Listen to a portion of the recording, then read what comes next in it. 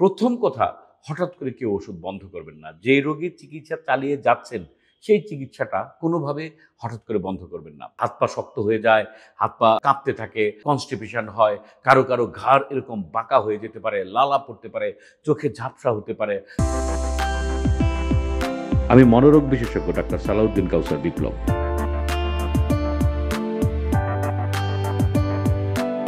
Schizophrenia চিকিৎসার একটা অংশ হলো যে অনেক সময় আত্মীয়স্বজন বা এমনকি রোগীও জিজ্ঞেস করে যে কখন চিকিৎসা বন্ধ হবে বা কখন আমরা ওষুধ বন্ধ করব বা কিভাবে ওষুধটা বন্ধ করা যায়।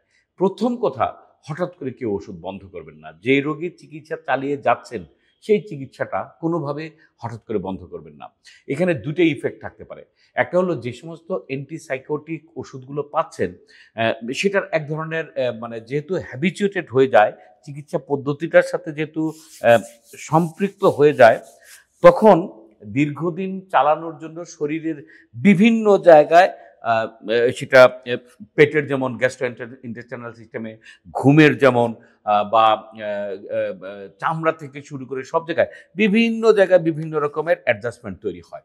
এই অ্যাডজাস্টমেন্ট গুলো তৈরি হয় আসলে বিভিন্ন নিউরোকেমিক্যালের মাধ্যমে। তো এই নিউরোকেমিক্যাল গুলো যদি হঠাৎ করে এরকম আমরা স্টপ করে দেই, আর নিউরোকেমিক্যাল গুলো যদি হঠাৎ করে কাজ বন্ধ করে দেয়, তাহলে কিন্তু বিভিন্ন রকমের সাইড ইফেক্ট তৈরি হয়। সেই সাইড ইফেক্টের মধ্যে এই যে ইপিএসসি বলতে একটা জিনিস আছে যে হাত পা শক্ত হয়ে যায়, হাত পা কাঁপতে থাকে, কনস্টিপেশন হয়, কারো ঘাড় এরকম বাঁকা হয়ে যেতে পারে, লালা পড়তে পারে, চোখে ঝাপসা হতে পারে। তো এরকম হঠাৎ করে একটা হইতে পারে, অথবা আস্তে হচ্ছে কিছু।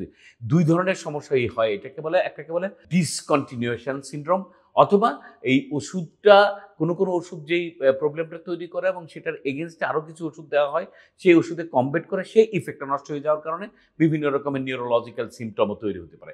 তো এইজন্য কোনোভাবেই হঠাৎ করে ওষুধ বন্ধ করবেন না। যদি ওষুধ বন্ধ করতে হয়, ২ ভাবে করা যেতে পারে। একটা হলো ডাক্তারের সাথে কথা বলে, যিনি চিকিৎসা নিচ্ছেন, আপনারা যদি মনে করেন যে না, আমাদের রোগীর সিম্পটম যথেষ্ট কমে আসছে এবং সিম্পটমগুলা আমরা আমাদের কন্ট্রোলের মধ্যে, এবং রোগী তিনি যদি বুঝতে পারেন যে না, আমি এখন ভালো আছি, আত্মীয়স্বজন যদি বুঝতে পারেন আমার যে আত্মীয় তাকে আমরা ভালো দেখছি, নিজে কন্ট্রোল করতে পারছে, নিজে চলতে পারছে, নিজে চিন্তা করতে পারছে, তাহলে অবশ্যই ডাক্তারের পরামর্শ নিয়ে সেটা আস্তে বন্ধ করা উচিত। ক্রস টেপারও বলে এটাকে, অথবা স্লোলি অন্য ওষুধ দিয়ে যদি দরকার হয় সেটা করা যেতে পারে। এই যে ডিসকন্টিনিউয়েশন সিনড্রোম, এই ডিসকন্টিনিউয়েশন সিনড্রোম কিন্তু আমাদের একেবারে ঘুম থেকে শুরু করে সমস্ত জায়গায় সমস্যা করতে পারে।